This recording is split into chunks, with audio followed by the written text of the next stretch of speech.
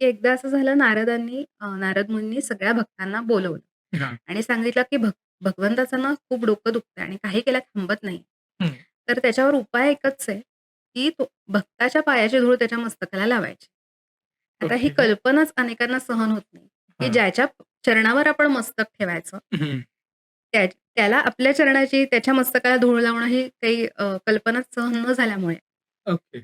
आणि मग ते असं म्हणाले म्हणजे भक्तांशी संवाद साधताना, की जरी तुम्ही भगवंताला पायाची धूळ लावलीत आणि त्याला बरं वाटलं, हां.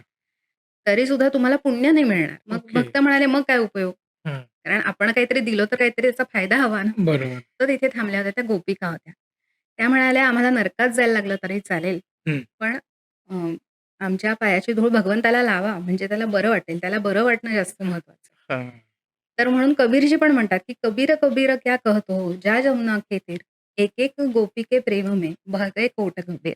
हां. आता ही थोडीशी गोष्ट म्हणजे आपल्या व्यवहारी जगात फारशी इम्प्लिमेंट करता येईल असं नाही. हां.